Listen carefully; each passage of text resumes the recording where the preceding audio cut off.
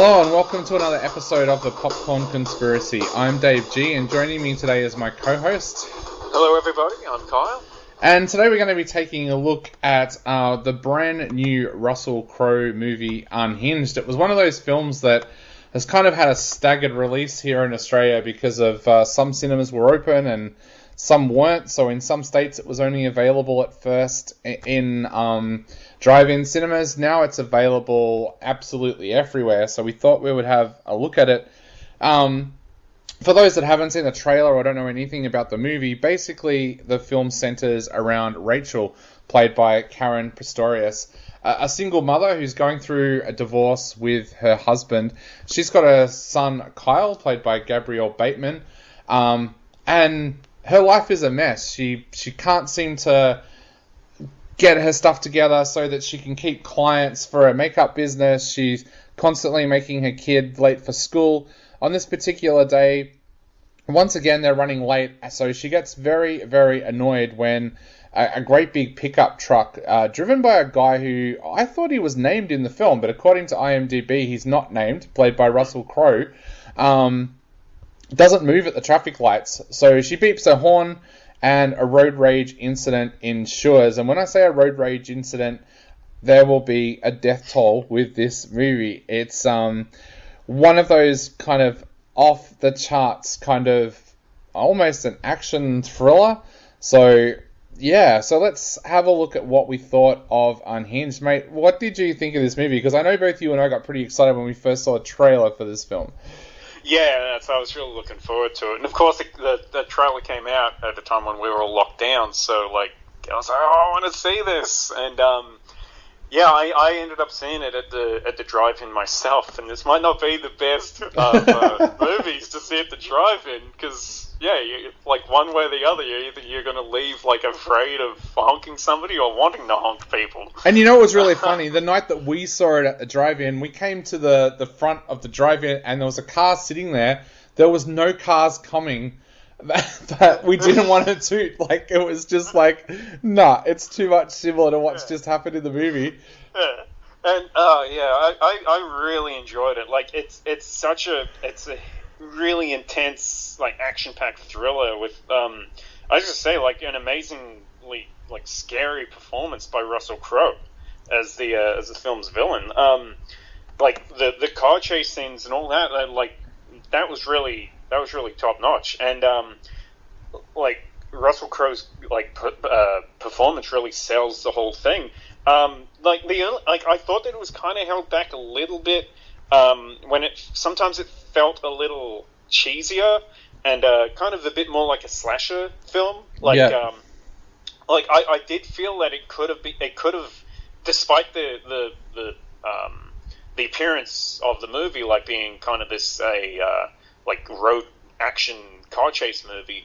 I thought it maybe could have aimed a little higher, you know, as far as the way that how it tackled the subject matter of road rage and all that kind of stuff. But sometimes it did kind of feel a bit more like a slasher film with catchphrases and stuff like that being thrown around. I thought it was weaker when that happened, but overall, I really enjoyed it. I thought it was a great movie to like start going back to the cinema again for, like, yeah. Whether that's drive-in or an actual cinema. What did you think of it, dude? Yeah, I thought it was interesting because it was one of those films where I wasn't 100% sure how far they were going to go with this movie. Before I went to see it, I looked up and saw that the director had done like some B-grade films, and I was a little bit worried about whether they would push the envelope with this movie. Like, would it just be, oh, he's just going to bump a few people, or like, is the threat there, but he doesn't actually see it through kind of thing. But it did. Like, it went all the way. There's a particularly brutal scene where, like, Russell Crowe does away with a guy in a diner, and it's like, man, this is really full on. But it was strange, and I don't know whether it was because Russell Crowe was in the role or whether the director and the screenwriter had already made the decision. But I thought it was interesting that they kind of gave Russell Crowe a reason for doing it rather than just he's nuts. Like I was thinking back to movies like Roadkill, which I think was called Joyride in America, with I think it had like 3 or 4 different names. yeah, with Paul Walker and Lily Sabowski. And I know in that movie that I love that film, but one of the things I always find interesting in that movie is it's never fully explained why the truck driver does what he does. Like, it's referenced that he's a serial killer, but like there's no real thing about why he does it. Whereas in this movie, it kept on coming through, like in news reports playing in the background that this guy had an acquired brain injury from an accident that he had on a work site, and it completely changed his character, what he was like even with his first wife and stuff like that. I thought that was interesting, and I kind of wondered, is this the world that we live in now, where a character like this has to have a reason for doing it, and it's not good enough anymore where that reason is just that they're purely evil, which I thought that was really interesting. But having said that, Russell Crowe I thought was an interesting pick because he hasn't played the bad guy very often in films. In fact, we were talking about it, you and I, and we said like even borderline with Romper Stomper, because his character has a journey in that film. So yeah, he starts off as a violent neo-Nazi, but then there's a character journey there. So it was an interesting choice for Crowe to play the film. Because of his physical conditioning at the moment, because of the other movies he's been working on, I think that actually added to this and made him even more natural and more believable.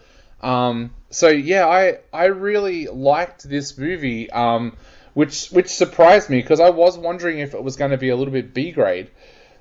Yeah, it really, I can't say enough about how much Russell Crowe's performance and his characters, like how scary he is in this film. Like he's like the personification of like indiscriminate misanthropy and road rage.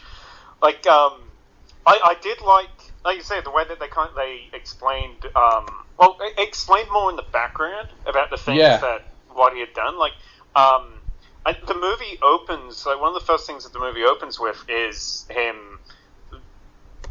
They don't go into too much detail about what he's doing, but I guess it's in a way him destroying what's left of his past. Yeah. In a way, and I did think that was a little bit redundant because like straight after that, there's the opening credits is played over a lot of dash cam footage and security camera traffic light footage of different road rage incidents, and I did think that was a little redundant. Like I guess it would have been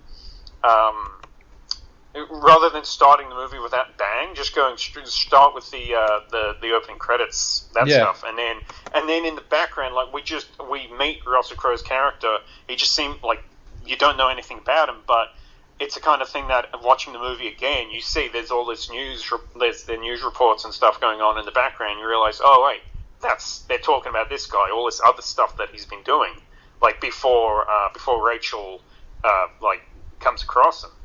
But as you say, I don't think Russell Crowe's played like a legitimate bad guy like very often at all. Like again, like even in Romper Stomper, there was more to his character than that, and the same in movies like 3:10 to Yuma. Like he had good qualities about him, but like this movie, it just allows him to go all out, like just full on crazy. And I know he's had some controversies in the past, like with rage issues. So like it was a really like good movie to like just allow him to just I guess just indulge in that kind of that side of himself, you know, like I thought that was really it was great seeing an actor that has been around for so long like playing such a bastard that you haven't really seen him play before. Like I like that like he starts off targeting just this one woman for like perceived slight against him, but like it's clear he'll kill anybody connected to her, and then anyone who'll try to stop him, and then anybody who's unfortunate enough to get in his way. Like it ramps up as the movie goes on.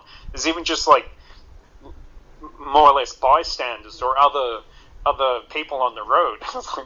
That one poor woman putting on her makeup. Yeah. Like it just goes full. It really is just like full on. Just how like scary his character is, and the like to focus on this part of society. I didn't think that. Sorry. The lead actress, I don't think Karen Pistorius as Rachel, I don't think she did a bad job as the lead, but I don't think that she was really on that same level that Russell Crowe was on. Yeah, like, yeah. I thought he was kind of like he was given like a Joaquin Phoenix in Joker level of intensity, and she was kind of like not quite on that same level. It was. I remember what I kept thinking of. It was kind of different from the movie Knives Out with Ana de Armas, where she was holding her own against performances by veterans like Daniel Craig and Christopher Plummer and Jamie Lee Curtis and Michael Shannon and Chris Evans, and like her being like much more of an unknown actress, like she was really able to hold her own against like these other actors on screen, and was still able to be the main focus of the film. I don't think that Karen Pistorius really was able to live up to Russell Crowe's performance, and I think that's why I almost kind of wish that the movie had maybe even, I don't know, like maybe even focused a bit more on Russell Crowe's character. Yeah, and it's also kind of interesting because, there's all these scenes where they're in cars and stuff, but there's not very many scenes where they're actually together physically. Yeah. Like, the two of them. But even having Karen Pistorius in the movie, to me, was an interesting selection, because she's an Australian actress. So you've got two Australian leads in an American movie, which is kind of interesting. And, like, yeah, she is a star on the rise. She's done her dues here in Australia, and then she went and made Mortal Engines, which technically is a New Zealand film. And I know unfairly it was a flop because I liked that movie. So I guess she's like trying to recover from that. Like the first chance she had at being in a big international movie, and the movie kind of flopped. But I didn't not like her in this film, and I thought Rachel is a little bit like Russell Crowe's character, that they made her interesting. In the past, I think a lot of screenwriters just would have made her like a purely innocent, like there's no faults to her. But I thought it was really interesting that they kind of do put faults with her. Like, she is struggling in life. She makes her son late for school, and then she blames everybody else rather than herself for like sleeping in. Like she comes up with all these excuses for why she's missing work, and her son goes to her, but didn't you sleep in? Like, and I liked that, because I think in the past these kind of roles have always been like very black and white, in that like, he's the evil guy and she's the good guy, like the good guy, and she's perfect. And I thought that actually, again, made her, like, even more believable. And I think the scene that I really loved her in was that scene where she's in the gas station, and she's not 100% sure whether she should just go out and face this lunatic that's been, like, harassing her, or whether she should tell the people, like, in the gas station what's been happening. It's weird, because, like, I guess some people would react differently in that situation, but I found her performance really natural. I was kind of glad that they just didn't make her a scream queen that just like sits behind the wheel and cries or screams because this scary guy is scaring her. I liked the fact that they kind of made it natural, because it kept on making me think, how would you react in this situation? Like, if this guy suddenly called you and said, you didn't apologize to me, so I'm going to go kill a family member of yours. It's like, I really liked it. And I thought the director did a great job with that as well. Like I said before, this director's come from like a very B-grade kind of background. He's not a household name. So I thought Derek Bort actually did a really good job with this film too. Like, it does pay tribute to movies like Black Dog, for anyone that loves their kind of like 80s and 90s cinema. There was a great movie called Black Dog. It kind of pays tribute to films like that, but also has its own personal stamp on it as well. The other person I should mention there as well is Gabriel Bateman. That kid is so becoming a great actor. Like, I think both you and I loved him in Child's Play. Yeah. He was in Annabelle. This kid, he reminds me of a young Leonardo DiCaprio. I think he's gonna end up becoming a really great actor. No, yeah, he's had an amazing year with the different, amazing couple of years really with all the different movies. It seems like almost every time we see another movie that has an actor around his age range, he's the one playing it. Yeah. So I guess it's not that I disliked her in the part of her. I did like the way her character was written, but I guess it really is kind of Russell Crowe's movie. Yeah. It really is that, and in that way, it kind of does feel a bit more like sometimes it does feel a bit more like a slasher film. The way that in the later Freddy Krueger, Jason Voorhees, Friday the 13th movies, where you didn't care so much about the victims or whoever the actual protagonist of the movie was, you're kind of rooting for the villain. Yeah. In some ways, it in that way, it did feel a little like a slasher film at times, which wasn't bad. It just I do think that it could have maybe elevated itself to something else, based on just the level of the intensity of Russell Crowe's performance. The finale of the film, it even kind of it's even kind of reminiscent of the thriller movie Red Eye with where a movie about a woman being terrorized by a man on a plane and forced to assist in an assassination, but I guess kind of unfortunately being directed by Wes Craven, he couldn't really help himself and kind of fell into his usual slasher film thing and ended up the movie with being about a woman running around a house being chased by a psycho. And it reminded me a lot of that. This movie is very different to that film, but it does seem to have the same issue with that sometimes, where it goes more in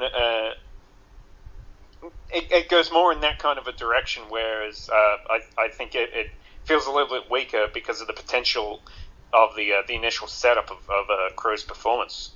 Yeah, definitely. And I thought the ending could have been a little bit better. I was waiting for this kind of big epic moment where Russell Crowe comes face to face with Karen Pistorius and Gabriel Bateman, and yeah, I did like the fact that that there's a trick that she tries that's been mentioned a few times during the film.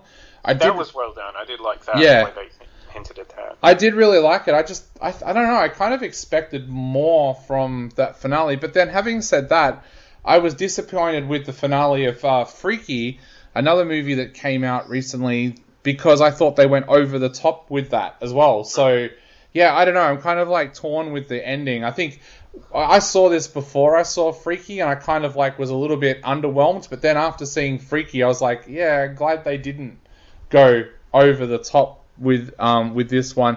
I'm also kind of glad that they didn't put too much emphasis on the other characters around Rachel. There's her brother and her future sister-in-law, and there's her friend Andy, I think his name was, played by Jimmy Simpson. Yeah. But they didn't put too much emphasis on them, because the last thing you really want is the chase to be interrupted because they're cutting to a scene with her brother talking to someone. So yeah, I even see her ex-husband in the movie. No, you hear his voice, and that's it. Yeah, and I liked that kind of thing. It almost had a little bit of a Swordfish feel. Mentioning Swordfish as well, the other thing I loved about this film was that Russell Crowe's character did go through with the things that he threatened to do. This could easily have become one of those movies where it's I'm going to do this, I'm going to do that, but he doesn't do any of them. It's like that great line at the start of Swordfish where John Travolta delivers that line, and he says about in movies the people are I'm going day afternoon, and started shooting. Yeah. And he says, but what happens if, like, the blonde with the bell bottoms does cop a bullet in the head? And I liked that. I liked that.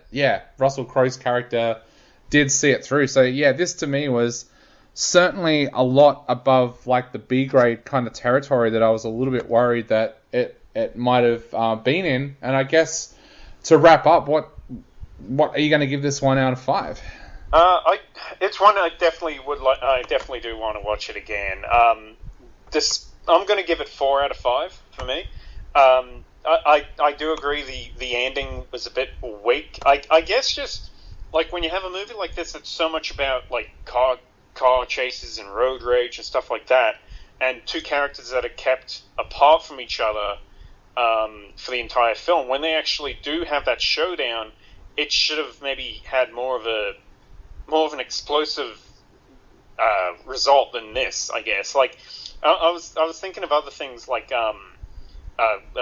Death Proof with Quentin Tarantino's Death Proof and Steven Spielberg's Duel and those kind of movies where like the whole movie's kind of like a car chase, and then the ending always has to have like this like kind of a big moment when the characters actually do meet. And this one, like I said, it just kind of felt a little bit like a slasher film chasing a woman around a house. So it was a little weak there, and at some other points throughout the movie. But I still did love this film. So I'm going to give it 4 out of 5. Yeah, I'm giving it 4 out of 5 as well. I thought the performances were great. I liked the fact that it didn't go to B grade. I also love the fact that, like I said, that this movie delivered. It didn't just threaten that this is what's going to happen. It actually did deliver. It almost went into that alternative side with that, rather than stay in that kind of popcorn genre kind of way. So, it's a 4 out of 5 for me, and I highly recommend it if you don't mind a movie with a little bit of gore, but lots and lots of action. So that's our look at Unhinged. Kyle gave it 4 stars. I gave it 4 stars. Go along, check it out. If you're a Russell Crowe fan, I think you're really, really going to get so much more out of this film. But that's it for this episode of The Popcorn Conspiracy. Make sure you join us again soon for another episode. But for now, I've been Dave G. And I've been Kyle. And we'll be back soon with another episode of The Popcorn Conspiracy.